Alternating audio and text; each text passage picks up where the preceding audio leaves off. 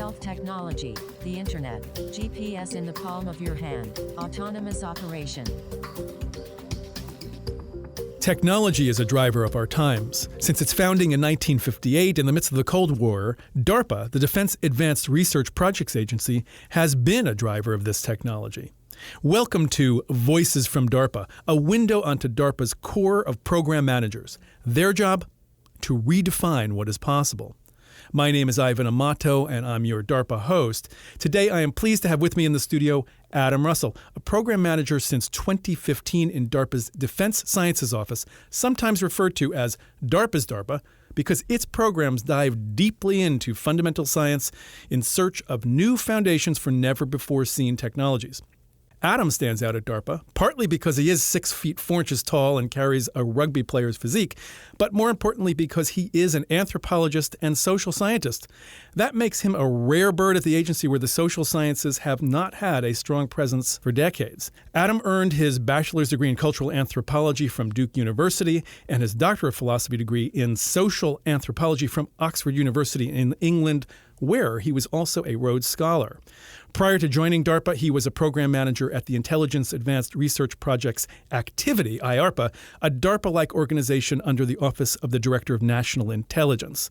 At DARPA, Adam Russell has been taking the agency into uncharted territories with ambitious goals that include fundamentally recasting how social science is done so that the questions, experiments, data, and conclusions of its practitioners are better, more reliable, more telling, and predictive of the human experience than ever in the history of social science. One more thing. His new baby girl has been schooling him in ways that institutions of higher learning have been unable to.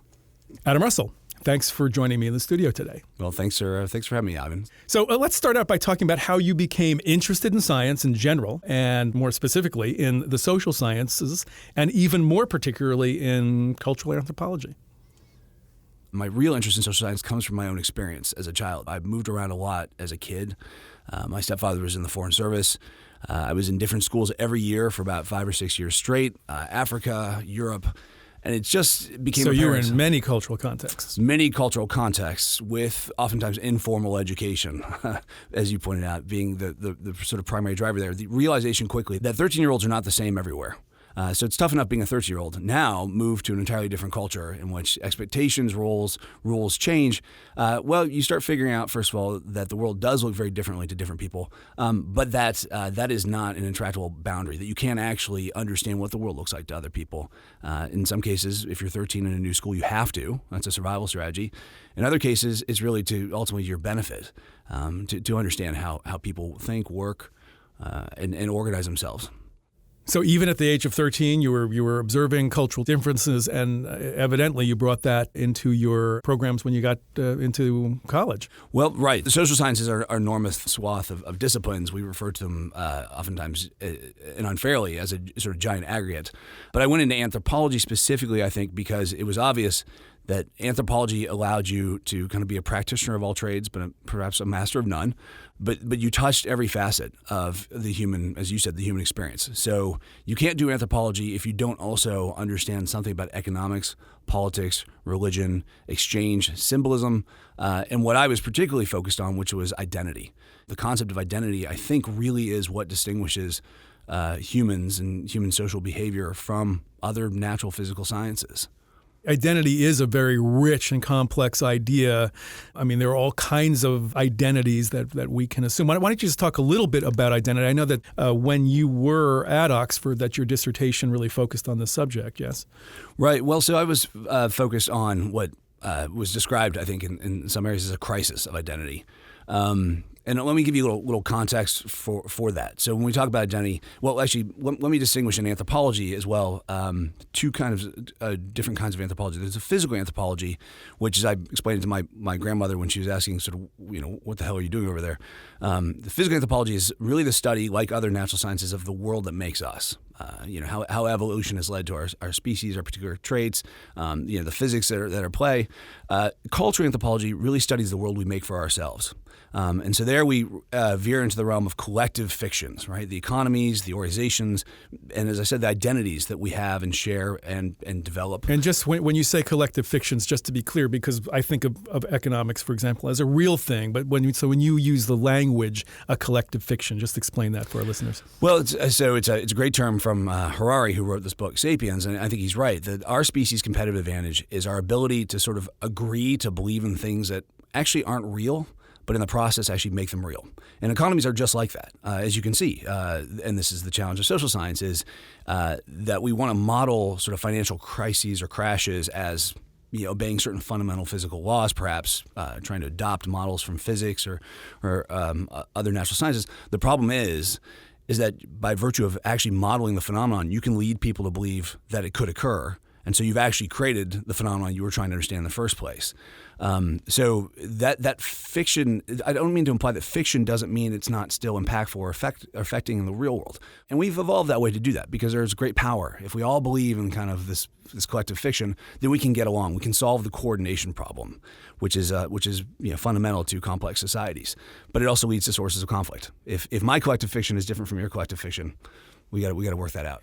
All right, so let me steer you back, though. I took you away from the crisis of identity, which was, again, the focus of what you were studying as a graduate student at Oxford.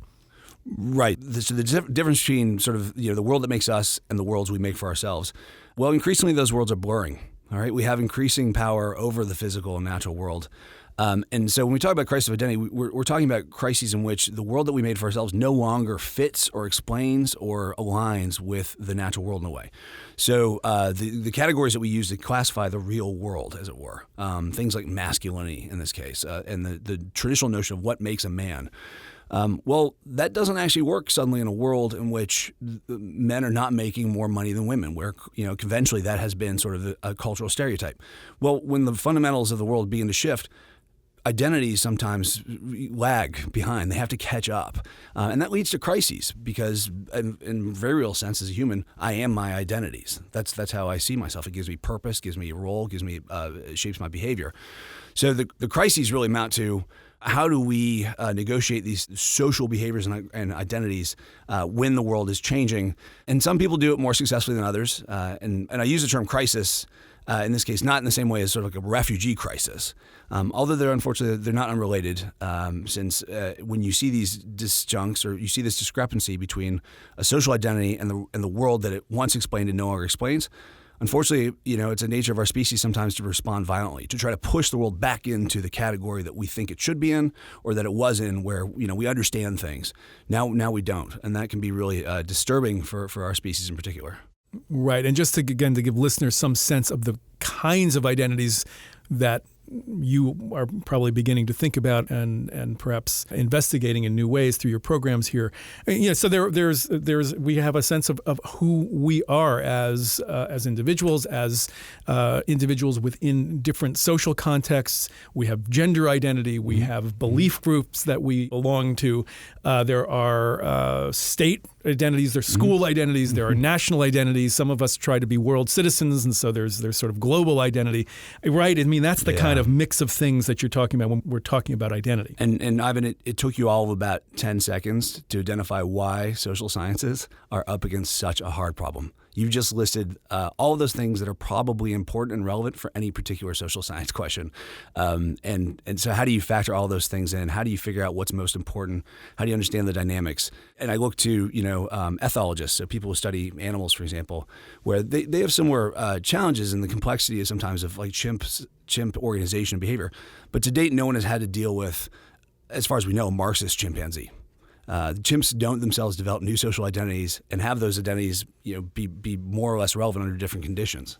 Well, you've just given me an excuse to ask you a question kind of based on some prior discussions we've had and things I've heard you say, which is that social science is harder than, say, physics. Which I love the idea, and I think you've got a good argument, which is? Well, it's, again, not my argument, right? So Nobel Prize-winning physicists, Murray Gell-Mann and Feynman. Go ahead, name drop. Feynman. Okay. Rich Feynman and Murray, buddies of mine, kept pointing out how much harder physics would be if electrons could think and had feelings. And that sort of summarizes nicely, I think, the challenge. So there's an open question that I'm actively trying to tackle here at DARPA. Through a couple of programs, potentially more, and ideally with support for future program managers interested in this area. And we will get to those in particular later. And the open question is, you consider the difference between the billions of dollars that have been invested in physics and the probably millions, if not billions, of hours of intellectual labor compared to what's been invested in social science. Are we at the stage where we just need better tools to understand these things like identities, the dynamic interplay? Or are we about to discover that, wow, this is really a different thing? This defies sort of a standard scientific approach. We need to think about this in new ways because there are these sort of wicked problems waiting for us, one of which is you change the very system you're studying. So that's an open question, but I do think right now I would say it's harder, but whether that's always the case, whether it's a function of we just have the tools or whether it's a function of the subject matter itself, I think is like I said, an open question and one that I think really we need to understand from even a national security perspective. Right. Well, and one of the things DARPA is charged with doing is not only doing R&D that sort of specifies or begins to determine what is possible, but also to get a handle on what are fundamental constraints and limitations. So, and that's actually an exciting kind of space of uncertainty to be in. We're going to move into a sort of a DARPA segment here in a second, but before we move away from your schooling and your time at Oxford, I just want to ask you about your rugby career and your rugby experience, because I think in some ways your experience in that social and cultural context has informed some of the questions that you ask and the way you go about thinking about cultural anthropology and now in the kind of DARPA national security context. So talk to me about rugby and how it informs the way you think now. Yeah, interesting. I probably haven't reflected enough upon that to give you an intelligent answer.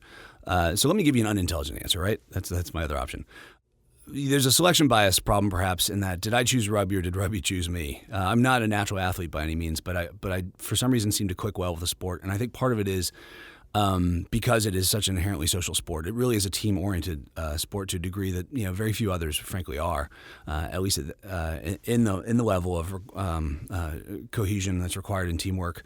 There's room for everybody in rugby, and as we oftentimes say, rugby in particular seems to be particularly good at building character and scar tissue.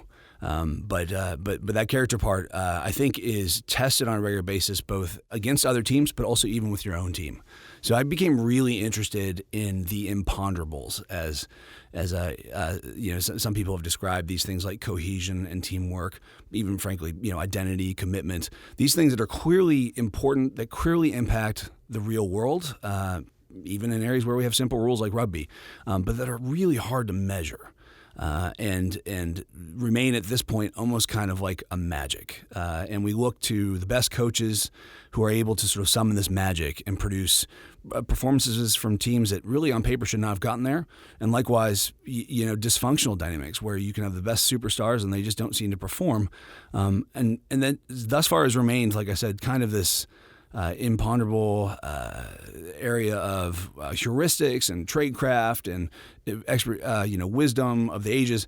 Well, is there science there? And that's why I really spent a lot of time studying the rugby team itself. And I'm given particularly that in DoD, we fight and we work and we frankly live or die in teams.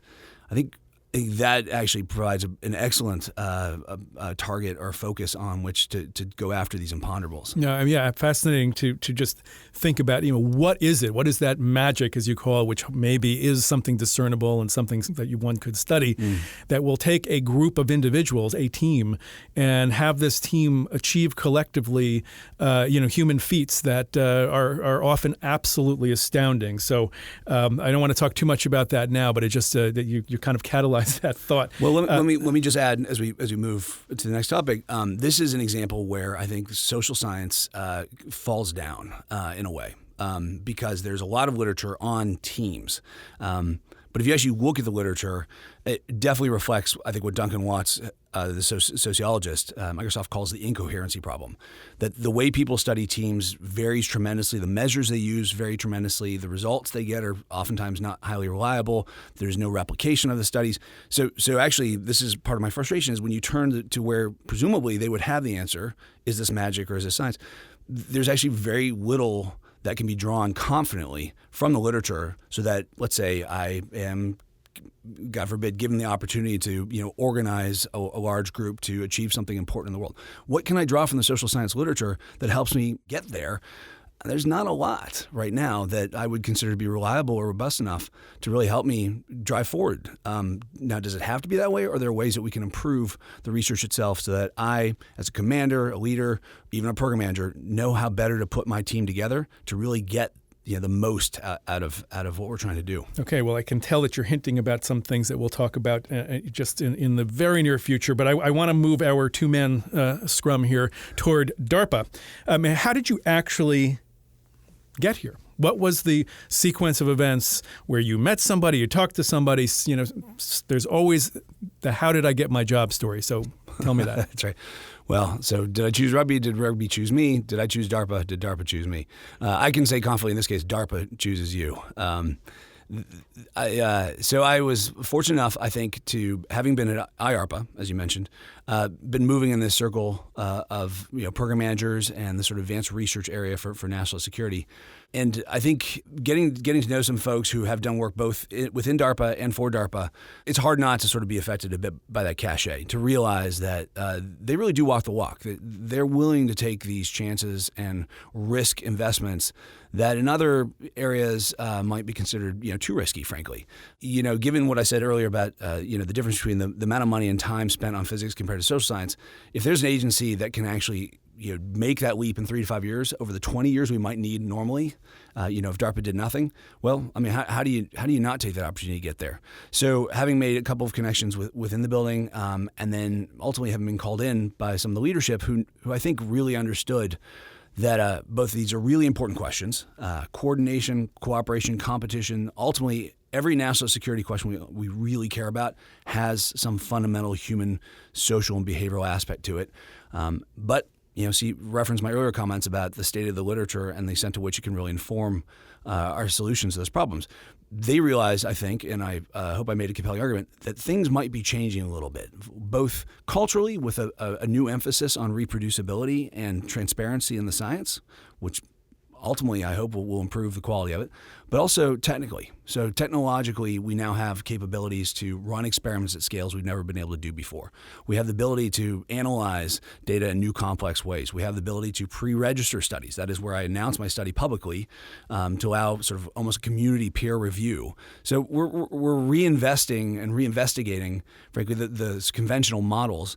And DARPA leadership realized, okay, maybe now is a time to take that risky step and see if we can bring that science forward a little bit. Okay, perfect time then to just talk a little bit about each of your programs. So let's start with the first program that you managed to get through the difficult vetting and approval process here. I'm referring to the Next Generation Social Sciences program, which is pretty transparent about what you're trying to do. A second generation, next generation social science, transparent in just the most surface sort of ways. So what do you actually mean by that? Right. So we're trying to accomplish two, I would say, probably insanely ambitious goals, but that's what we do here. The first is we're trying to get after experimentally those imponderables, those emergent phenomena we were referring to earlier. So things like collective identity. How does the me, combine with other selves so the me becomes the we? And what's most important for that sort of emergent behavior? Well, we have lots of case studies. We have lots of people who sort of observe this in the world. But what we don't have is experimental evidence to begin to test these different mechanisms. So we're trying to leverage what we think are advances now in technology to prove out that experimental capability. In the process, and this is the second goal, we're trying to do it so that we can have greater confidence in the reproducibility of the workflow itself. So all the way from testing multiple models, rather than being married to a single model that I will then try to prove is true, I'm actually actively trying to figure out which models are more effective than others. And again, these would be models about what? About, in this case, collective identity. So there's lots in the literature about what leads the me to blend with the we.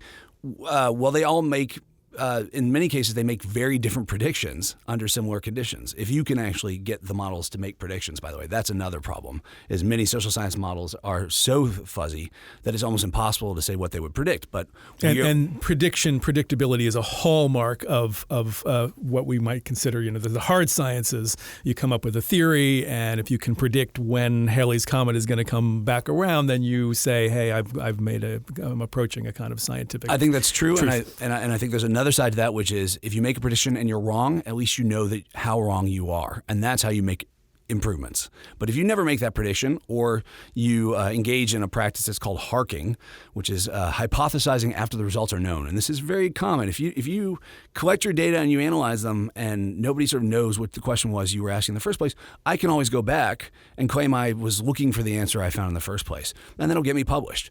And then rationally reconstruct a plausible story that makes sense of what you've seen. And in social science in particular, it's hard to come up with a scenario in which no matter what answer you find, you can't come up with a post hoc story that makes sense. No matter what I find in any experiment in social science, for the most part, I can go back in time and tell a plausible story as to, well, why that's obvious. That is a real problem. Okay, so if we get utopian for a minute and you succeed wildly in these insane ambitions of actually coming up with next generation social science, what will social science look like? Well, bear in mind again that social science is a large term, and so I'm aware that I'm painting with a very wide brush. But if we extrapolate from the question we're asking right now about collective identity and extend it to other questions we care about in social science, to include things like deterrence and cooperation and competition, the process to me would look very similar, which is people will be mining the literature that already exists to come up with different models that make predictions, not just sort of qualitative descriptions of how the world might work, but predictions that then can be tested empirically in experiments at scale that's necessary, that are transparent, that are sort of clear, that are pre-registered, and that ultimately are replicated.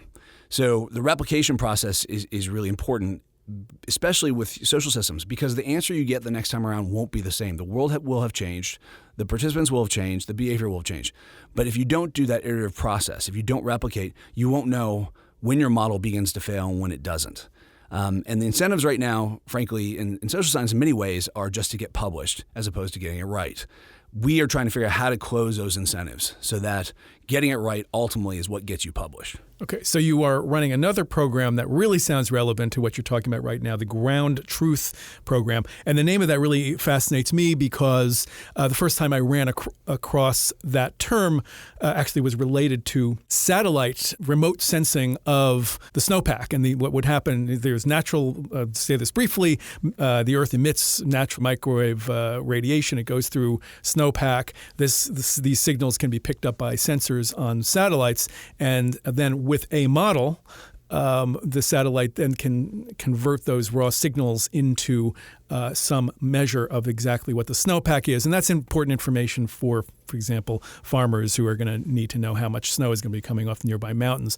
But in order to be confident about the model, people would go on the ground, in their snow boots with long rulers and actually measure the depth, and that way could validate that the models were working well. So in this context, ground truth in social science? Well, so this is a question I think that you can only ask at a place like DARPA. So we do not have that kind of ground truth in social science, partly because the very measures we take from the very beginning are making assumptions about what we're measuring. We can't see the things we really care about, so we have to use these observable measures and sort of hope that we're capturing the constructs or the behavior at the end of the day. We actually have very little idea how accurate we can be. Let me rephrase that. How accurate we are currently, and then this question of fundamental limitations. How accurate can we actually ultimately be when faced with these complex systems like social behavior? So DARPA has given me the chance to sort of invert that question a little bit and say, okay, we have these amazing advances in social simulation. And I think you've talked to Jonathan Fouts, a program manager at I2O, who's very interested in this area. There's enormous advances in agent-based modeling that allow you to run lots of little agents and see how they interact and create these emergent and very complex behaviors from fairly simple rules. And by agents, you mean It could be people doing things. People doing things. In this case, literally an avatar that I've given certain rules. Those avatars interact on my computer, and because my computer now holds an enormous amount of computational power, I can really start scaling this up. I can start, simulating behaviors on the scale in some cases of nations and international interactions. Right now, our approach is we use those simulations to try to understand the real world.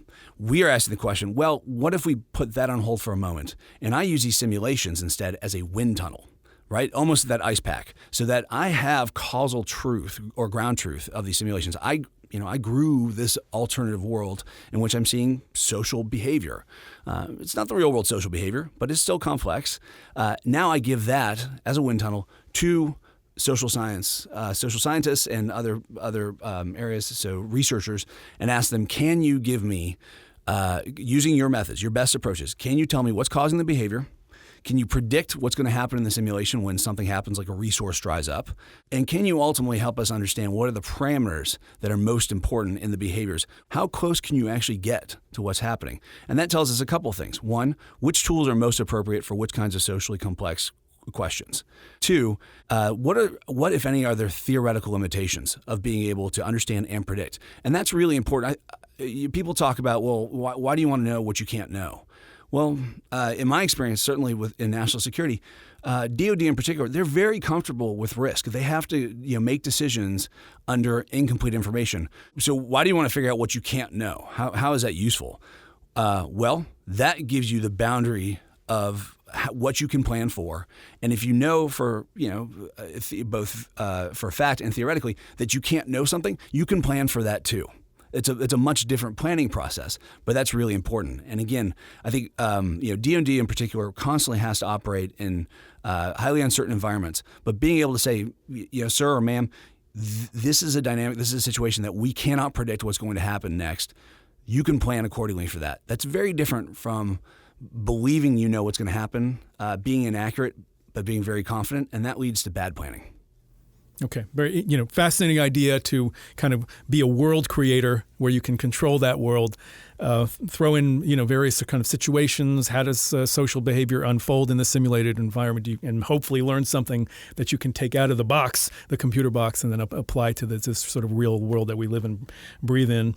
I want to just talk about one more program. It's actually not a program. It's a preliminary phase of what could become a program, which you sent out as what we call in sort of government speak a request for information, and that is an RFI about what? So this particular request for information was looking at the possibility of using semi-automated tools to give us to help us calibrate the confidence we can have in the social and behavioral science research that already exists. So NGS2 is sort of thinking about how we can do social science going in the future.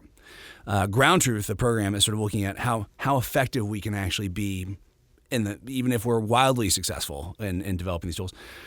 This request for information is acknowledging that there's a tremendous amount of literature and research that has been done on questions that DoD and national security cares about.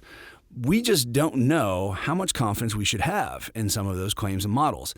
And that's best, I think, exemplified by the recent Reproducibility Project, which was run, I think, organized by a host of different research scientists.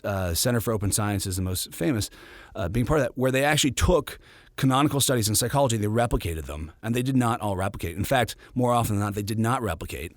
And if, there's lots of, rending of clothes and gnashing of teeth, how could this happen? Well, part of it is there's a great name for this too, right? The crisis of reproducibility. Crisis of reproducibility, and it really is. No, and it is, and it's not just, by the way, social sciences, right? But part of it, while part of it is because the science is hard, part of it also stems from these questionable research practices that are invited by poor incentives. In some cases, just enormous degrees of freedom. That is, if I'm given a large data set, there are many things I can do with those data. And if I'm only going to publish positive results, don't be surprised when I only tell you about the positive results. That's a sort of natural human reaction. It's not that people are malicious or necessarily faking data.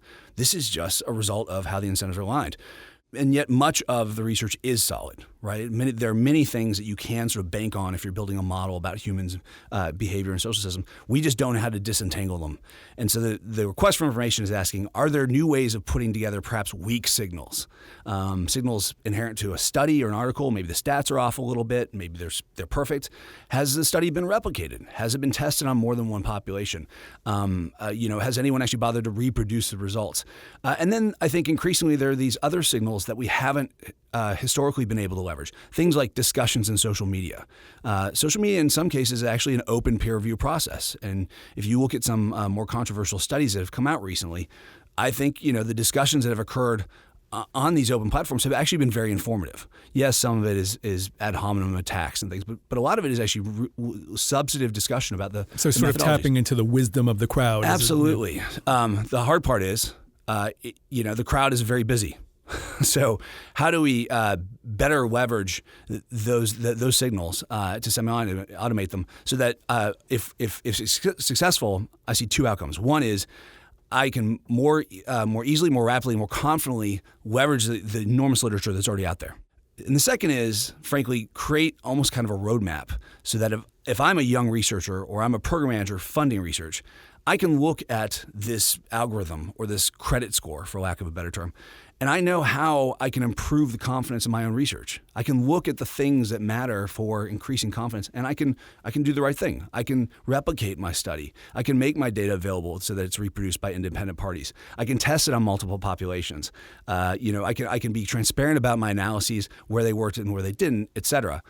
So Adam, as I'm engaging you in this conversation, it also is occurring to me, there's another reason why bringing social science into the DARPA portfolio is so important. It's because of the way the vulnerability landscape, the risk and threat landscape has been changing, and there's so many more kinds of risks that are inherently in that social behavior and cultural behavior space. I mean, I'm just thinking about the wild, wild place of the internet and how identities are made and created and manipulated in that global environment. So maybe just before we close out, talk to me a little bit about that with respect to the kinds of efforts you're making here in your programs. It doesn't take long to talk to any DARPA program manager before they begin to bring in this discussion you did of the social complexity. No matter what platform, no matter what technology or software we're developing, you pull on that string a little bit and it leads quickly to this threat landscape, as you said. And by threat landscape, sometimes it's just not even understanding the unintended consequences of your own behavior. And so I think this is an area, frankly, we have to go to begin to get a better sense of those questions you raised. I think we should be excited about our new capabilities that we can use to try to get there. We should remain humble as we go forward, though, to sort of manage expectation. But I do think that if I do nothing other with my time at DARPA, that the idea that we can use these tools to re-engage and try to get after that social complexity, that it has something to contribute to national security, that will have been a win from my perspective. Okay, well, may we come to know ourselves better, Adam, right? And with that, I just want to thank you for spending this time with me in the studio. Well, thank you, Ivan. I appreciate it. And I want to thank you, listeners, also for spending this time with us. I hope you join us again for the next Voices from DARPA. For more information about Adam Russell, the programs he runs, and the other breakthrough technologies DARPA is working on, visit darpa.mil. And for links that enable you to download this podcast, go to the Voices from DARPA page on DARPA's website.